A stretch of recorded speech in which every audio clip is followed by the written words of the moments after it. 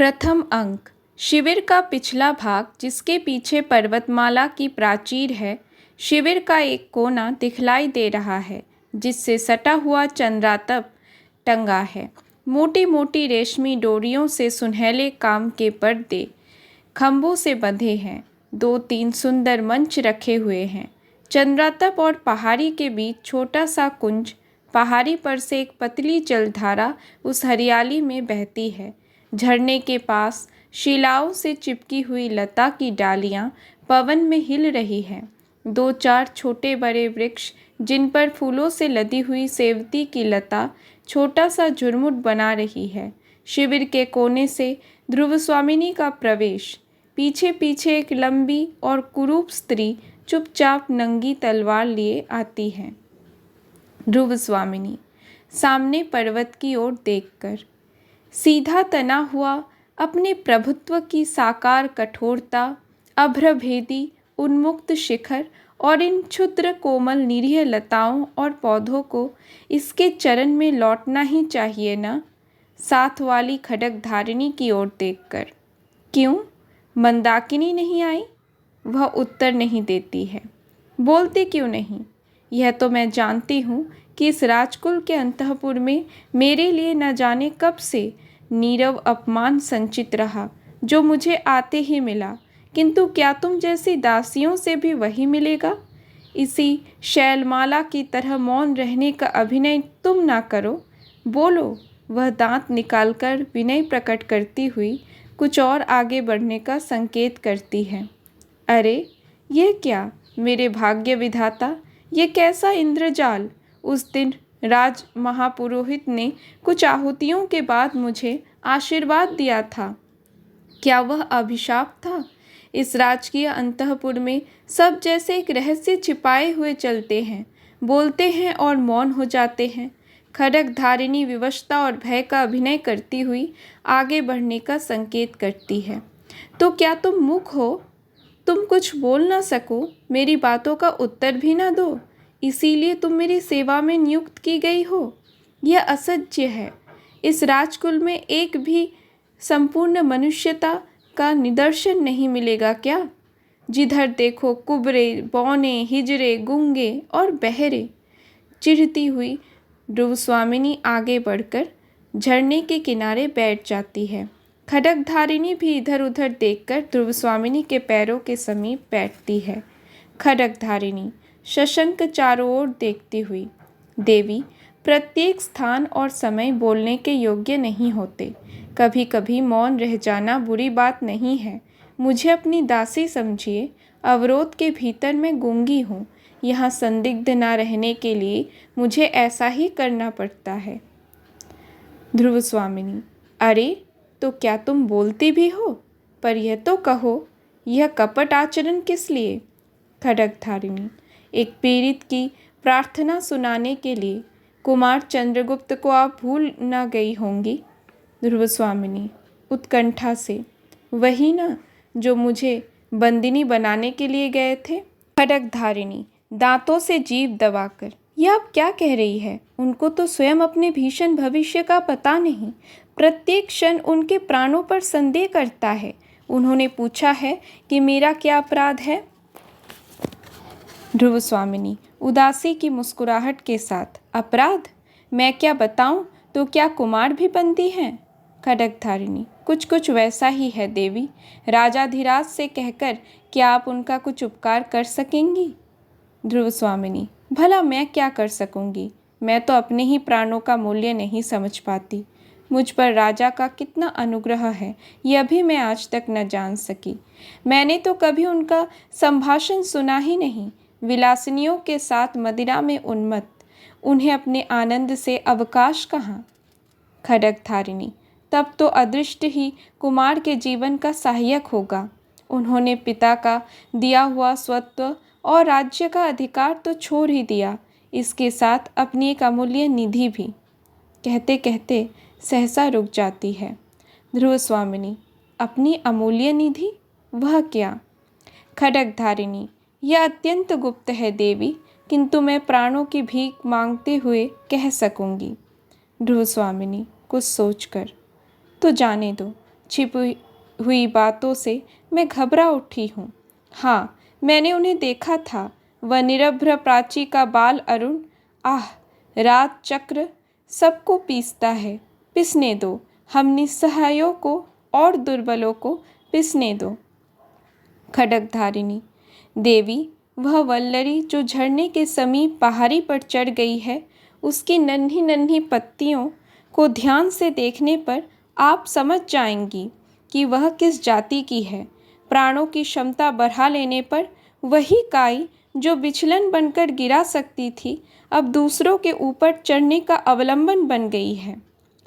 ध्रुव स्वामिनी आकाश की ओर देखकर, वह बहुत दूर की बात है। आह, कितनी कठोरता है। मनुष्य के हृदय में देवता को हटाकर राक्षस कहाँ से घुस आता है। कुमार की स्निग्ध सरल और सुंदर मूर्ति को देखकर कोई भी प्रेम से पुलकित हो सकता है, किंतु उन्हीं का भाई। आश्चर्य। खड्गधारिणी कुमार को इतने में ही संतोष होगा कि उन्हें कोई विश्वासपूर्वक स्मरण कर लेता है। रही अभ्युदय की बात, सो तो उनको अपने बाहुबल और भाग्य पर ही विश्वास है। ध्रुव स्वामिनी किंतु उन्हें कोई ऐसा साहस का काम न करना चाहिए जिसमें उनकी परिस्थिति और भी भयानक हो जाए। खड्गधारिणी खड़ी होती है। अच्छा, तो अब तू जा और अपने मौन संकेत से किसी दासी को यहाँ भेज दे। मैं अभी यहाँ बैठना चाहती हूँ। खड्गधारिणी नमस्कार करके जाती है और एक दासी का प्रवेश। दासी हाथ जोड़कर, देवी, सायंकाल हो चुका है, वनस्पतियाँ शिथिल होने लगी है। देखिए ना, व्योम विहारी पक्षियों का झुंड भी अपने नीरों में प्रसन्न कोलाहल से लौट रहा है। क्या भीतर चलने की अभी इच्छा नहीं है? ध्रुव स्वामिनी चलूँगी क्यों नहीं, किंतु मेरा नीर कहाँ? यह तो स्वर्ण पिंजर है। करुण भाव से उठकर दासी के कंधे पर हाथ रखकर चलने को उद्यत होती है। नेपथ्य में कोलाहल। महादेवी कहाँ है? उन्हें कौन बुलाने गई है? ध्रुव स्वामिनी हैं, ये उतावली कैसी?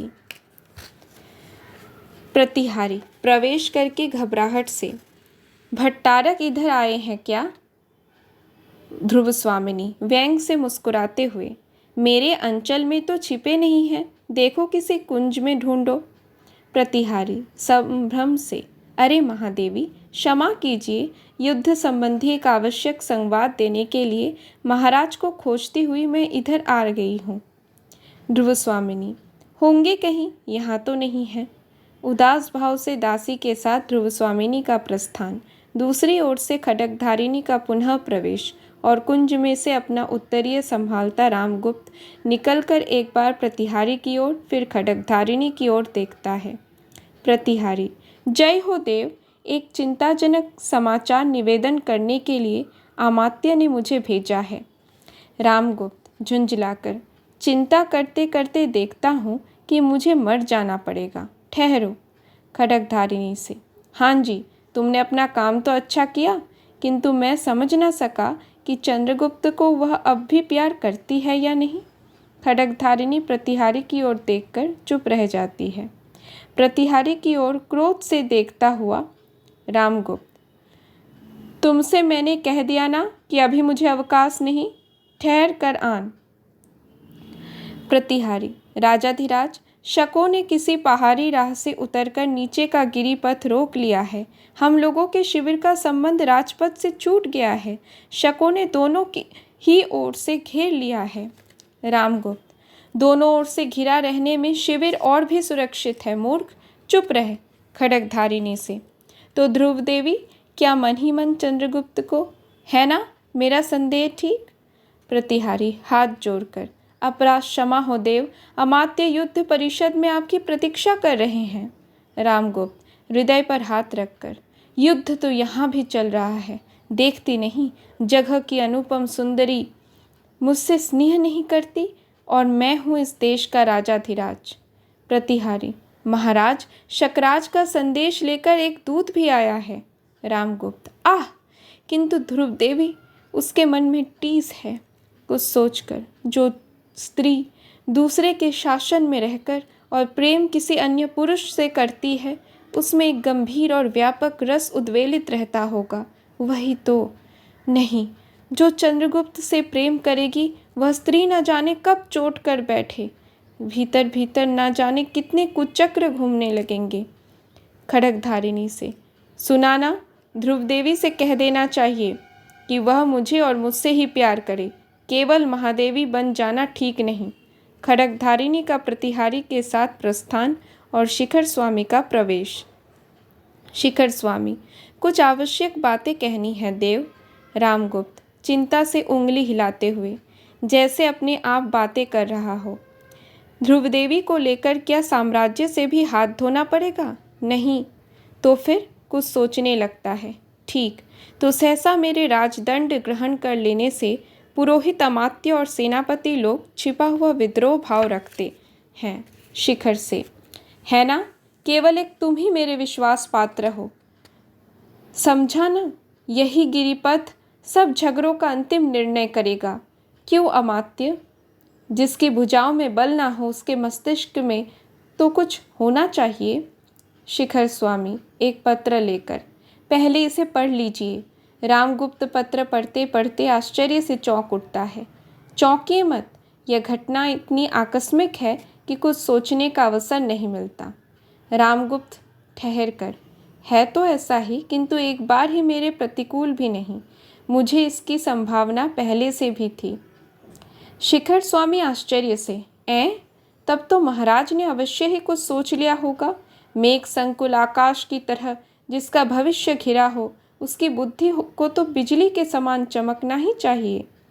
रामगुप्त शशंक, कह दूं, सोचा तो है मैंने, परंतु क्या तुम उसका समर्थन करोगे?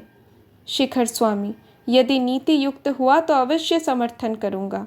सबके विरुद्ध रहने पर भी स्वर्गीय आर्य समुद्रगुप्त की आज्ञा के प्रतिकूल मैंने ही आपका समर्थन किया था। नीति सिद्धांत के आधार पर ज्येष्ठ राजपुत्र को। रामगुप्त बात काट कर, वह तो मैं जानता हूँ, किंतु इस समय जो प्रश्न सामने आ गया है उस पर विचार करना चाहिए। ये तुम जानते हो कि मेरी इस विजय यात्रा का कोई गुप्त उद्देश्य है। उसकी सफलता भी सामने दिखाई पड़ रही है। हाँ, थोड़ा सा साहस चाहिए। शिखर स्वामी, वह क्या?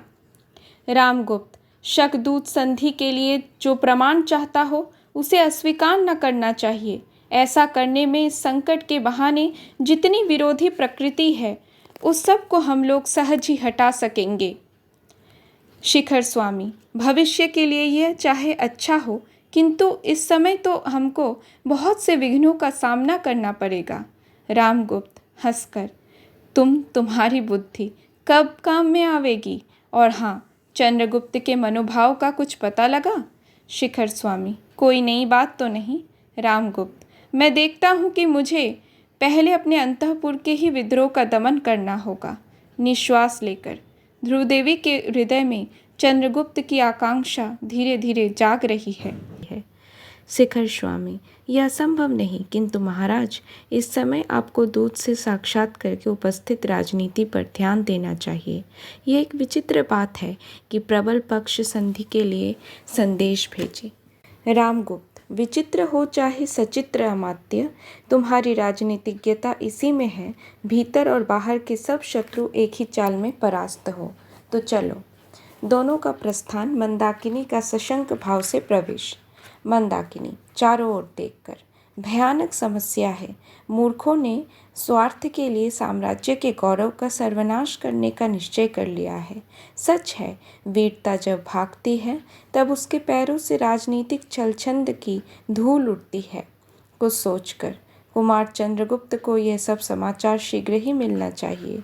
गूंगी के अभिनय में महादेवी के हृदय का आवरण तनिक सा हटा है, किंतु वह थोड़ा सा स्निग्ध भाव भी कुमार के लिए कम महत्व नहीं रखता। कुमार चंद्रगुप्त कितना समर्पण का भाव है उसमें, और उसका बड़ा भाई रामगुप्त कपटाचारी। रामगुप्त जी करता है इस कलुषित वातावरण से कहीं दूर विस्मृत में अपने को छिपा लूं, पर मंदा, तुझे विधाता ने क्यों बनाया? सोचने लगती है। नहीं, मुझे हृदय कठोर करके अपना कर्तव्य करने के लिए यहाँ रुकना होगा, न्याय का दुर्बल पक्ष ग्रहण करना होगा।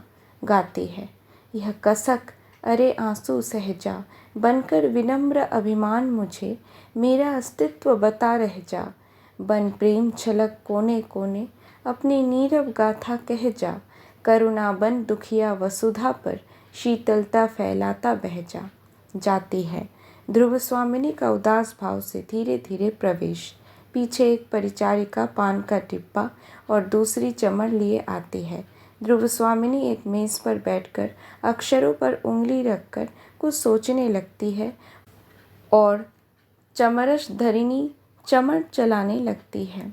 ध्रुव स्वामिनी दूसरी परिचारिका से, हाँ क्या कहा शिखर स्वामी, कुछ कहना चाहते हैं? कह दो, कल सुनूंगी, आज नहीं।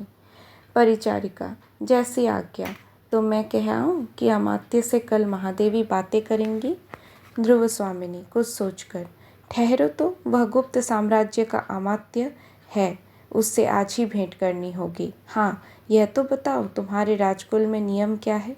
पहले अमात्य की मंत्रणा सुननी पड़ती है, तब राजा से भेंट होती है। परिचारिका दांतों से जीभ दबाकर, ऐसा नियम तो मैंने नहीं सुना। यह युद्ध शिविर है ना, परम भट्टारक को अवसर ना मिला होगा। महादेवी आपको संदेह ना करना चाहिए। ध्रुव स्वामिनी, मैं महादेवी ही हूँ ना? यदि यह सत्य है तो क्या तुम मेरी आज्ञा से कुमार चंद्रगुप्त को यहाँ बुला सकती हो? मैं चाहती हूँ कि अमात्य के साथ ही कुमार से भी कुछ बातें कर लूँ। परिचारिका, क्षमा कीजिए, इसके लिए तो पहले अमात्य से पूछना होगा। ध्रुव स्वामिनी क्रोध से उसकी ओर देखने लगती है और वह पान का डिब्बा रखकर चली जाती है। एक बौने का कुबरे और हिजरे के साथ प्रवेश। कुबरा, युद्ध भयानक युद्ध। बौना, हो रहा है कि कहीं होगा मित्र?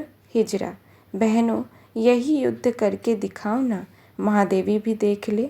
बौना कुबरे से, सुनता है रे, तू अपना हिमाचल इधर कर दे, मैं दिग्विजय करने के लिए कुबेर पर चढ़ाई करूँगा। उसकी कुबर को दबाता है और कुबरा अपने घुटनों और हाथों के बल बैठ जाता है। हिजरा कुबरे की पीठ पर बैठता है। बौना एक मूर्छल लेकर तलवार की तरह उसे घुमाने लगता है। हिजरा, अरे ये तो मैं हूँ, नल कुबर की वधू, दिग्विजयी वीर, क्या तुम स्त्री से युद्ध करोगे? लौट जाओ, कल आना। मेरे श्वशुर और आर्यपुत्र दोनों ही उर्वशी और रंभा के अभिसार से अभी नहीं आए। कुछ आज ही तो युद्ध करने का शुभ मुहूर्त नहीं है। बौना मूर्छल से पट्टा घुमाता हुआ, नहीं, आज ही युद्ध होगा। तुम स्त्री नहीं हो, तुम्हारी उंगलियां तो मेरी तलवार से अधिक चल रही है। कुबर तुम्हारे नीचे है, तब मैं कैसे मान लूँ कि तुम ना तो नल कुबर हो और ना कुबेर? तुम्हारे वस्त्रों से मैं धोखा ना खाऊंगा। तुम पुरुष हो, युद्ध करो। हिजरा उसी तरह मटकते हुए, अरे मैं स्त्री हूँ। बहनों, कोई मुझसे ब्याह भले ना कर सकता है, लड़ाई मैं क्या जानूँ। दासी के साथ शिखर स्वामी का प्रवेश। शिखर स्वामी, महादेवी की जय हो। दूसरी ओर से युवती दासी के कंधे का सहारा लिए कुछ कुछ मदिरा के नशे में रामगुप्त का प्रवेश। मुस्कुराता हुआ बौने का खेल देखने लगता है। ध्रुव स्वामिनी उठकर खड़ी हो जाती है और शिखर स्वामी रामगुप्त को संकेत करता है। रामगुप्त कुछ भर्राए हुए कंठ से, महादेवी की जय हो। ध्रुव स्वामिनी, स्वागत महाराज। रामगुप्त एक मंच पर बैठ जाता है और शिखर स्वामी ध्रुव स्वामिनी के इस उदासीन शिष्टाचार से चकित होकर सिर खुजलाने लगता है। कुबरा, दुहाई राजाधिराज की, हिमाचल का कुबर दुखने लगा। ना तो यह नल कुबर की बहू मेरे कुबर से उठती है और ना तो यह बौना मुझे विजय ही कर लेता है। रामगुप्त हंसते हुए, वाह रे वामन वीर, यहाँ दिग्विजय का नाटक खेला जा रहा था क्या? बौना अकड़ कर, वामन के बलि विजय की गाथा और 3 पगों की महिमा सब लोग जानते हैं। मैं 3 लात में इसका कुबर सीधा कर सकता हूँ। कुबरा, लगा दे भाई बौने, फिर यह अचल हेमकूट बनना तो छूट जाए। हिजरा, देखो जी, मैं नल कुबर की वधू इस पर बैठी हूँ। बौना, झूठ, युद्ध के डर से पुरुष होकर भी यह स्त्री बन गया है। हिजरा, मैं तो पहले ही कह चुकी हूँ कि मैं युद्ध करना नहीं जानती। बौना, तुम नल कुबर की स्त्री हो ना, तो अपनी विजय का उपहार समझकर मैं तुम्हारा हरण कर लूँगा। और लोगों की ओर देखकर उसका हाथ पकड़कर खींचता हुआ, ठीक होगा ना? कदाचित यह धर्म के विरुद्ध न होगा। रामगुप्त ठठाकर हंसने लगता है। ध्रुव स्वामिनी क्रोध से अकड़ कर, निकालो, अभी निकालो यहाँ, ऐसी निर्लज्जता का नाटक मैं नहीं देखना चाहती। शिखर स्वामी की ओर भी सक्रोध देखती है। शिखर के संकेत करने पर वे भाग जाते हैं। अरे रामगुप्त, अरे ओ दिग्विजयी, सुन तो! उठकर ताली पीटता हुआ हंसने लगता है। ध्रुव स्वामिनी शोभ और घृणा से मुंह फिरा लेती है। शिखर स्वामी के संकेत से दासी मदिरा का पात्र ले आती है। उसे देखकर प्रसन्नता से आंखें फाड़कर शिखर की ओर अपना हाथ बढ़ा देता है। अमात्य, आज ही महादेवी के पास में आया और आप भी पहुंच गए। ये एक विलक्षण घटना है ना? पात्र लेकर पीता है। शिखर स्वामी, देव, मैं इस समय एक आवश्यक कार्य से आया हूँ। रामगुप्त, ओह, मैं तो भूल ही गया था। वह बर्बर शकराज क्या चाहता है? मैं आक्रमण ना करूँ, इतना ही तो? जाने दो, युद्ध कोई अच्छी बात तो नहीं। शिखर स्वामी, वह और भी कुछ चाहता है। रामगुप्त, क्या कुछ सहायता भी मांग रहा है? शिखर स्वामी सिर झुकाकर गंभीरता से, नहीं देव, वह बहुत ही असंगत और अशिष्ट याचना कर रहा है। रामगुप्त, क्या कुछ कहो भी। क्षमा हो महाराज, दूत तो अवध्य होता ही है, इसलिए उसका संदेश सुनना ही पड़ा। वह कहता था कि शकराज से महादेवी ध्रुव स्वामिनी का रुक कर ध्रुव स्वामिनी की ओर देखने लगता है। ध्रुव स्वामिनी सिर हिलाकर कहने की आज्ञा देती है। विवाह संबंध स्थिर हो चुका था। बीच में ही आर्य समुद्रगुप्त की विजय यात्रा में महादेवी के पिताजी ने उपहार में उन्हें गुप्त कुल में भेज दिया, इसलिए महादेवी को वह। रामगुप्त, क्या कहते हो अमात्य? क्या वह महादेवी को मांगता है? शिखर स्वामी, हाँ देव, साथ ही वह अपने सामंतों के लिए भी मगध के सामंतों की स्त्रियों को मांगता है। रामगुप्त श्वास लेकर, ठीक ही है, जब उसके पास सामंत है तब उन लोगों के लिए भी स्त्रियां चाहिए। हाँ, क्या यह सच है कि महादेवी के पिता ने पहले शकराज से इनका संबंध स्थिर कर लिया था? शिखर स्वामी, यह तो मुझे नहीं मालूम। ध्रुव स्वामिनी रोष से फूलती हुई टहलने लगती है। रामगुप्त, महादेवी, अमात्य क्या पूछ रहे हैं? ध्रुव स्वामिनी, इस प्रथम संभाषण के लिए मैं कृतज्ञ हुई महाराज, किंतु मैं भी यह जानना चाहती हूँ कि गुप्त साम्राज्य क्या स्त्री संप्रदान से ही बढ़ा है? रामगुप्त छेंप कर हंसता हुआ, हे, बताइए अमात्य जी। शिखर स्वामी, मैं क्या कहूँ, शत्रु पक्ष का यही संधि संदेश है। यदि स्वीकार न हो तो युद्ध कीजिए। शिविर दोनों ओर से घिर गया है, उसकी बातें मानिए या मरकर भी अपनी कुल मर्यादा की रक्षा कीजिए। दूसरा कोई उपाय नहीं। रामगुप्त चौंक कर, क्या प्राण देने के अतिरिक्त दूसरा कोई उपाय नहीं? ओहो, तब तो महादेवी से पूछिए। ध्रुव स्वामिनी तीव्र स्वर से, और आप लोग कुबरों, पौनों और नपुंसकों का नृत्य देखेंगे? मैं जानना चाहती हूँ कि किसने सुख दुख में मेरा साथ ना छोड़ने की प्रतिज्ञा अग्निवेदी के सामने की है। रामगुप्त चारों ओर देखकर, किसने की है? कोई बोलता क्यों नहीं? ध्रुव स्वामिनी, तो क्या मैं राजाधिराज रामगुप्त की महादेवी नहीं हूँ? रामगुप्त, क्यों नहीं? परंतु रामगुप्त ने ऐसी कोई प्रतिज्ञा ना की होगी। मैं तो उस दिन द्राक्षास्व सर में डुबकी लगा रहा था। पुरोहितों ने ना जाने क्या क्या पढ़ा दिया होगा। उन सब बातों का बोझ मेरे सिर पर? सिर हिलाकर कदापि नहीं। ध्रुव स्वामिनी निस्सहाय होकर दीनता से शिखर स्वामी के प्रति, यह तो हुई राजा की व्यवस्था, अब सुनो मंत्री महोदय क्या कहते हैं। शिखर स्वामी, मैं कहूँगा देवी, अवसर देखकर राज्य की रक्षा करने वाली उचित सम्मति देना ही तो मेरा कर्तव्य है। राजनीति के सिद्धांत में राष्ट्र की रक्षा सब उपायों से करने का आदेश है। उसके लिए राजा, रानी, कुमार और अमात्य सबका विसर्जन किया जा सकता है, किंतु राज विसर्जन अंतिम उपाय है।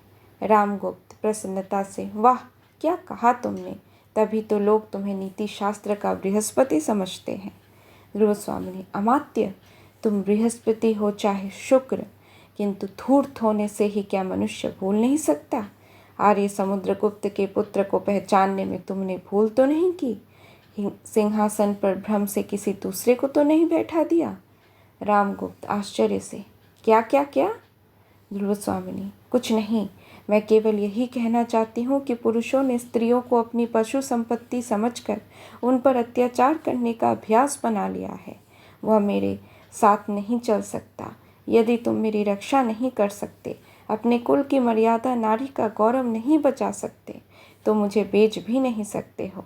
हाँ, तुम लोगों को आपत्ति से बचाने के लिए मैं स्वयं यहाँ से चली जाऊंगी। शिखर स्वामी मुंह बनाकर, ओह, राजनीति में ऐसी बातों को स्थान नहीं। जब तक नियमों के अनुकूल संधि का पूर्ण रूप से पालन न किया जाए, तब तक संधि का कोई अर्थ ही नहीं। ध्रुव स्वामिनी, देखती हूँ कि इस राष्ट्र रक्षा यज्ञ में रानी की बलि होगी ही। शिखर स्वामी, दूसरा कोई उपाय नहीं।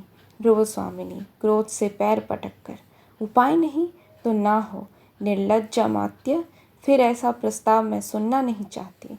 रामगुप्त चौंक कर, इस छोटी सी बात के लिए इतना बड़ा उपद्रव? दासी की ओर देखकर, मेरा तो कंठ सूखने लगा। वह मदिरा देती है।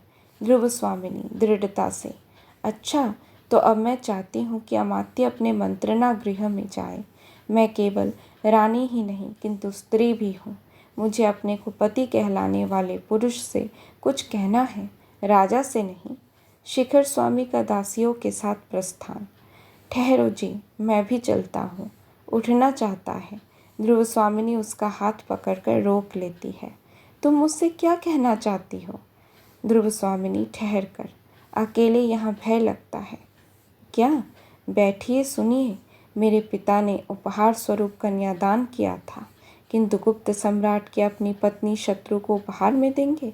घुटने के बल बैठकर देखिए, मेरी ओर देखिए। मेरा स्त्रीत्व क्या इतने का भी अधिकारी नहीं कि अपने को स्वामी समझने वाला पुरुष उसके लिए प्राणों का प्रण लगा सके?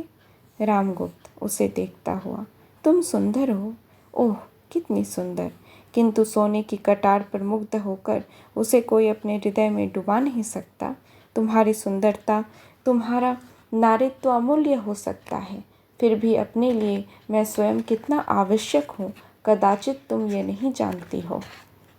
ध्रुव स्वामिनी उसके पैरों को पकड़कर, मैं गुप्त कुल की वधू होकर इस राज परिवार में आई हूँ, इसी विश्वास पर। रामगुप्त उसे रोककर, वह सब मैं नहीं सुनना चाहता। ध्रुव स्वामिनी, मेरी रक्षा करो, मेरे और अपने गौरव की रक्षा करो। राजा, आज मैं शरण की प्रार्थनी हूँ। मैं स्वीकार करती हूँ कि आज तक मैं तुम्हारे विलास की सहचरी नहीं हुई, किंतु वह मेरा अहंकार चूर्ण हो गया है। मैं तुम्हारी होकर रहूँगी। राज्य और संपत्ति रहने पर राजा को, पुरुष को बहुत सी रानियाँ और स्त्रियाँ मिलती है, किंतु व्यक्ति का मान नष्ट होने पर फिर नहीं मिलता। रामगुप्त घबराकर उसका हाथ हटाता हुआ, ओह, तुम्हारा यह घातक स्पर्श बहुत ही उत्तेजनापूर्ण है। मैं नहीं, तुम मेरी रानी नहीं। नहीं, जाओ, तुमको जाना पड़ेगा। तुम उपहार की वस्तु हो। आज मैं तुम्हें किसी दूसरे को देना चाहता हूँ।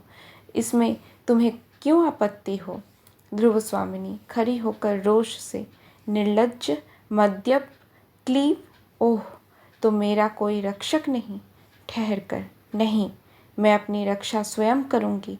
मैं उपहार में देने की वस्तु शीतल मणि नहीं हूँ। मुझ में रक्त की तरल लालिमा है। मेरा हृदय उष्ण है और उसमें आत्मसम्मान की ज्योति है। उसकी रक्षा मैं ही करूँगी। रशना से कृपाण निकाल लेती है। रामगुप्त भयभीत होकर पीछे हटता हुआ, तो क्या तुम मेरी हत्या करोगी? ध्रुव स्वामिनी, तुम्हारी हत्या नहीं, तुम जियो, भेड़ की तरह तुम्हारा शुद्र जीवन, उसे न लूँगी। मैं अपना ही जीवन समाप्त करूँगी। रामगुप्त, किंतु तुम्हारे मर जाने पर उस बर्बर शकराज के पास किसको भेजा जाएगा? नहीं नहीं, ऐसा ना करो। हत्या हत्या, दौड़ो दौड़ो। भागता हुआ निकल जाता है। दूसरी ओर से वेग सहित चंद्रगुप्त का प्रवेश। चंद्रगुप्त, हत्या? कैसी हत्या? ध्रुव स्वामिनी को देखकर, यह क्या? महादेवी, ठहरिए। ध्रुव स्वामिनी, कुमार, इसी समय तुम्हें भी आना था? सकरुण देखती हुई, मैं प्रार्थना करती हूँ कि तुम यहाँ से चले जाओ। मुझे अपने अपमान में निर्वसन नग्न देखने का किसी पुरुष को अधिकार नहीं। मुझे मृत्यु की चादर से अपने को ढक लेने दो। चंद्रगुप्त, किंतु क्या कारण सुनने का मैं अधिकारी नहीं हूँ? ध्रुव स्वामिनी, सुनोगे? ठहर कर सोचती हुई, नहीं, अभी आत्महत्या नहीं करूँगी। जब तुम आ गए हो तो थोड़ा ठहरूंगी। यह तीखी छुरी इस अतृप्त हृदय में, विकासोन्मुख कुसुम में विषैले कीट के डंक की तरह चुभा दूं या नहीं, इस पर विचार करूँगी। यदि नहीं तो मेरी दुर्दशा का पुरस्कार क्या कुछ और है? हाँ, जीवन के लिए कृतज्ञ, उपकृत और आभारी होकर किसी के अभिमानपूर्ण आत्मविज्ञापन का भार ढोती रहूं, यही क्या विधाता का निष्ठुर विधान है?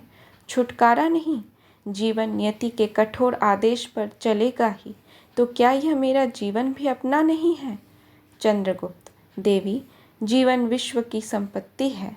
प्रमाद से, क्षणिक आवेश से या दुख की कठिनाइयों से उसे नष्ट करना ठीक तो नहीं। गुप्त कुल लक्ष्मी आज यह छिन्न मस्ता का अवतार किस लिए धारण करना चाहती है? सुनो भी। ध्रुव स्वामिनी, नहीं, मैं मरूंगी नहीं, क्योंकि तुम आ गए हो। मेरी शिविका के साथ चामर सज्जित अश्व पर चढ़कर तुम ही उस दिन आए थे। तुम्हारा विश्वासपूर्ण मुखमंडल मेरे साथ आने में क्यों इतना प्रसन्न था? चंद्रगुप्त, मैं गुप्त कुल वधू को आदर सहित ले आने के लिए गया था, फिर प्रसन्न क्यों ना होता? ध्रुव स्वामिनी, तो फिर आज मुझे शक शिविर में पहुंचाने के लिए उसी प्रकार तुमको मेरे साथ चलना होगा।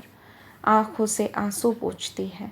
चंद्रगुप्त आश्चर्य से, यह कैसा परिहास? ध्रुव स्वामिनी, कुमार, यह परिहास नहीं, राजा की आज्ञा है। शकराज को मेरी अत्यंत आवश्यकता है। यह अवरोध बिना मेरा उपहार दिए नहीं हट सकता। चंद्रगुप्त आवेश से, यह नहीं हो सकता। महादेवी, जिस मर्यादा के लिए, जिस महत्व को स्थिर रखने के लिए मैंने राजदंड ग्रहण न करके अपना मिला हुआ अधिकार छोड़ दिया, उसका यह अपमान? मेरे जीवित रहते आर्य समुद्रगुप्त के स्वर्गीय गर्भ को इस तरह पददलित होना ना पड़ेगा। ठहर कर, और भी एक बात है। मेरे हृदय के अंधकार में प्रथम किरण से आकर जिसने अज्ञात भाव से अपना मधुर आलोक ढाल दिया था, उसको भी मैंने केवल इसीलिए भूलने का प्रयत्न किया कि सहसा चुप हो जाता है। ध्रुव स्वामिनी आंख बंद किए हुए कौतूहल भरी प्रसन्नता से, हाँ हाँ, कहो कहो। शिखर स्वामी के साथ रामगुप्त का प्रवेश। रामगुप्त, देखो तो कुमार, यह भी कोई बात है? आत्महत्या कितना बड़ा अपराध है। चंद्रगुप्त, और आपसे तो वह भी करते नहीं बनता। रामगुप्त शिखर स्वामी से, देखो, कुमार के मन में छिपा हुआ कलुष कितना कितना भयानक है। शिखर स्वामी, कुमार, विनय गुप्त कुल का सर्वोत्तम गृह विधान है, उसे ना भूलना चाहिए। चंद्रगुप्त व्यंग से हंसकर, अमात्य, तभी तो तुमने व्यवस्था दी है कि महादेवी को देकर भी संधि की जाए। क्यों? यही तो विनय की पराकाष्ठा है। ऐसा विनय प्रवंचकों का आवरण है जिसमें शील ना हो, और शील परस्पर सम्मान की घोषणा करता है। आर्य समुद्रगुप्त का सम्मान। शिखर स्वामी बीच में बात काटकर, उसके लिए मुझे प्राणदंड दिया जाए, मैं उसे अविचल भाव से ग्रहण करूँगा, परंतु राजा और राष्ट्र की रक्षा होनी चाहिए। मंदाकिनी प्रवेश करके, राजा अपने राष्ट्र की रक्षा करने में असमर्थ है, तब भी उस राजा की रक्षा होनी ही चाहिए। अमात्य, ये कैसी विवशता है? तुम मृत्यु दंड के लिए उत्सुक, महादेवी आत्महत्या करने के लिए प्रस्तुत, फिर यह हिचक क्यों? एक बार अंतिम बल से परीक्षा कर देखो। बचोगे तो राष्ट्र और सम्मान भी बचेगा, नहीं तो सर्वनाश। चंद्रगुप्त, आह मंदा, भला तू कहाँ से यह उल्लास भरी बात कहने के लिए आ गई? ठीक तो है अमात्य, सुनो यह स्त्री क्या कह रही है। रामगुप्त अपने हाथों को मसलते हुए, दुरभिसंधि, छल, मेरे प्राण लेने का कौशल। चंद्रगुप्त, तब आओ हम लोग स्त्री बन जाए और बैठकर रोएं। हिजरा प्रवेश करके, कुमार, स्त्री बनना सहज नहीं है, कुछ दिनों तक मुझसे सीखना होगा। सबका मुंह देखता है और शिखर स्वामी के मुंह पर हाथ फेरता है। ओह, तुम नहीं बन सकते, तुम्हारे ऊपर बड़ा कठोर आवरण है। कुमार के समीप जाकर, कुमार, मैं शपथ खाकर कह सकती हूँ कि यदि मैं अपने हाथों से सजा दूँ तो आपको देखकर महादेवी को भ्रम हो जाए। चंद्रगुप्त उसका कान पकड़कर बाहर कर देता है। ध्रुव स्वामिनी, उसे छोड़ दो कुमार, यहाँ पर एक वही नपुंसक तो नहीं है। बहुत से लोगों में से किसको किसको निकालोगे। चंद्रगुप्त उसे छोड़कर चिंतित सा टहलने लगता है और शिखर स्वामी रामगुप्त के कानों में कुछ कहता है। चंद्रगुप्त सहसा खड़े होकर, अमात्य, तो तुम्हारी ही बात रही। हाँ, उसमें तुम्हारे सहयोगी हिजरे की भी सम्मति मुझे अच्छी लगी। मैं ध्रुव स्वामिनी बनकर अन्य सामंत कुमारों के साथ शकराज के पास जाऊंगा।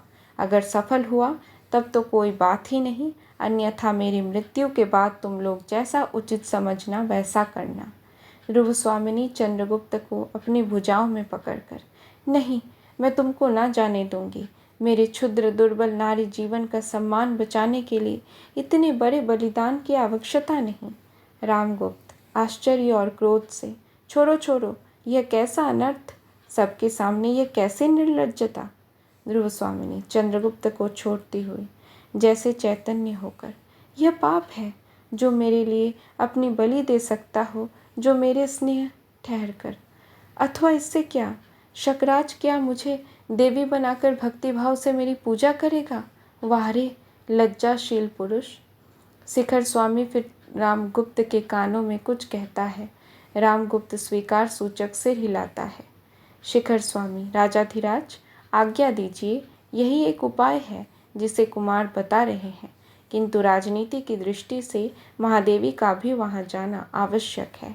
चंद्रगुप्त क्रोध से, क्यों आवश्यक है? यदि उन्हें जाना ही पड़ा तो फिर मेरे जाने से क्या लाभ, तब मैं ना जाऊंगा। रामगुप्त, नहीं, यह मेरी आज्ञा है। सामंत कुमारों के साथ जाने के लिए प्रस्तुत हो जाओ। ध्रुव स्वामिनी, तो कुमार, हम लोगों का चलना निश्चित ही है, अब इसमें विलंब की आवश्यकता नहीं। चंद्रगुप्त का प्रस्थान। ध्रुव स्वामिनी मंच पर बैठकर रोने लगती है। रामगुप्त, अब यह कैसा अभिनय, मुझे तो पहले से ही शंका थी और आज तो तुमने मेरी आंखें खोल दी। ध्रुव स्वामिनी, अनार्य, निष्ठुर, मुझे कलंक कालिमा के कारागार में बंद कर मर्म वाक्य के धुएं से दम घोटकर मार डालने की आशा न करो। आज मेरी असहायता मुझे अमृत पिलाकर मेरा निर्लज्ज जीवन बढ़ाने के लिए तत्पर है। उठकर हाथ से निकल जाने का संकेत करते हुए, जाओ, मैं एकांत चाहती हूँ। शिखर स्वामी के साथ रामगुप्त का प्रस्थान।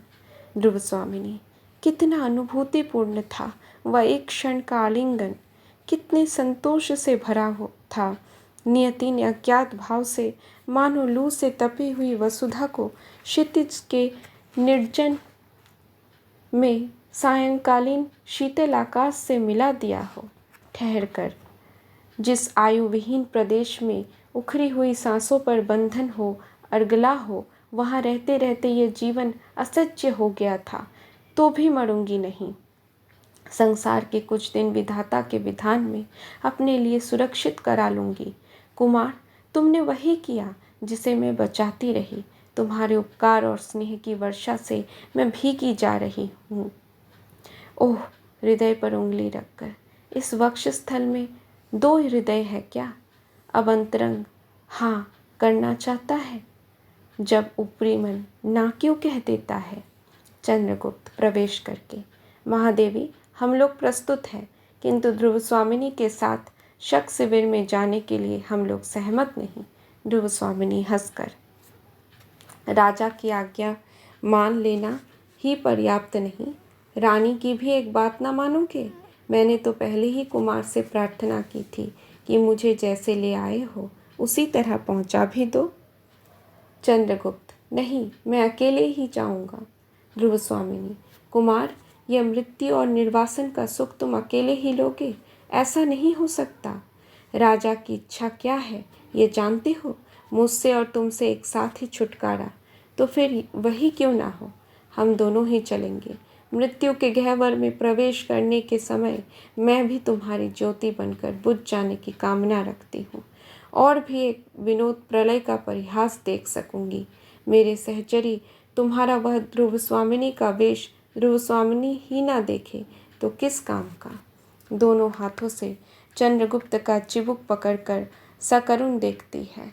चंद्रगुप्त अधखुली आंखों से देखता हुआ, तो फिर चलो। सामंत कुमारों के आगे आगे मंदाकिनी का गंभीर स्वर में गाते हुए प्रवेश। पैरों के नीचे जलधर हो, बिजली से उनका खेल चले। संकीर्ण कगारों के नीचे शत शत झरने बेमेल चले। सन्नाटे में हो विकल पवन, पादप निज पद हो चूम रहे। तब भी गिरिपथ का अथक पथिक, ऊपर ऊंचे सब झेल चले। पृथ्वी की आंखों में बनकर छाया का पुतला बढ़ता हो, सूने तम में हो ज्योति बना, अपनी प्रतिमा को गढ़ता हो। पीड़ा की धूल उड़ाता सा, बाधाओं को ठुकराता सा, कष्टों पर कुछ मुस्काता सा। ऊपर ऊंचे सब झेल चले, खिलते हो छत के फूल वहाँ, बन व्यथा तमिस्ना के तारे। पद पद पर तांडव नर्तक हो, स्वर सप्तक हो वे लय सारे। भैरव रव से हो व्याप्त दिशा, हो काँप रही भय चकित निशा। हो श्वेत धार बहती कपिशा, ऊपर ऊंचे सब झेल चले। विचलित हो अचल न मौन रहे, निष्ठुर श्रृंगार उतरता हो। क्रंदन कंपन ना पुकार बने, निज साहस पर निर्भरता हो। अपनी ज्वाला को आप पिए, नवनील कंठ की छाप लिए। विश्राम शांति को शाप दिए, ऊपर ऊंचे सब झेल चले। चंद्रगुप्त और ध्रुवस्वामिनी के साथ सबका धीरे धीरे प्रस्थान। अकेली मंदाकिनी खड़ी रह जाती है।